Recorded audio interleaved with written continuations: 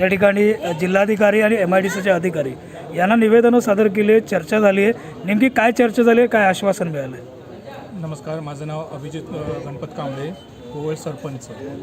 MIDCच्या माध्यमात MIDCचे अधिकारी आणि पोलीस अधिकारी, त्याचप्रमाणे आमदार साहेब आणि संबंधित गावाचे आजी माजी सर्व पदाधिकारी आज इथे उपस्थित होते आणि प्रत्येकाने ह्या MIDC रिफायनरी यांचं स्वागत केलेलं आहे. त्यासाठी येणाऱ्या जे काही शंका असतील त्या शंकाचं निरसन करावं, सरकारच्या माध्यमातून, कंपनीच्या माध्यमातून याचं प्रबोधन केलं जावं आणि ज्या काही चुकीच्या अफवा पसरवल्या जातात त्या अफवांवरती लोकांची शंका दूर कराव्या आणि लवकरात लवकर हा प्रकल्प मार्गी लागावा यासाठी प्रयत्नशील सरकारने पुढाकार घ्यावा असं इथे सांगण्यात आलेलं आहे.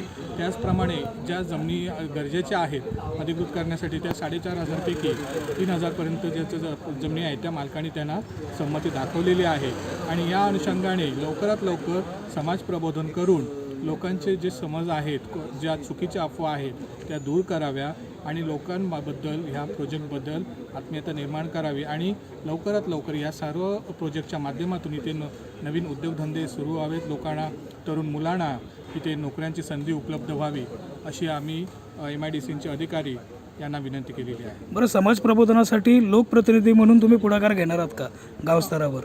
लोकप्रतिनिधी म्हणून आम्ही आत्तापर्यंत नेहमी पुढाकार घेतलेलाच आहे, परंतु यामध्ये शासन दरबारी त्याची दखल आता घेतली जाणार आहे आणि त्यांच्या माध्यमातून तर सखोल प्रमाणात इथे लोकप्रबोधन आता सुरुवात होणार आहे, ज्याच्यातून लोकांच्या मत परिवर्तन होण्याला फार मदत होईल. कारण अनेक गावांमध्ये फार अशा अफवा पसरवून लोक भयभीत झालेली आहेत, त्याच्यातून कुठेतरी विरोध आपल्याला हा जाणवत असतो आणि हा विरोध कमी होण्यासाठी प्रबोधन हीच एक महत्त्वाची गोष्ट आहे.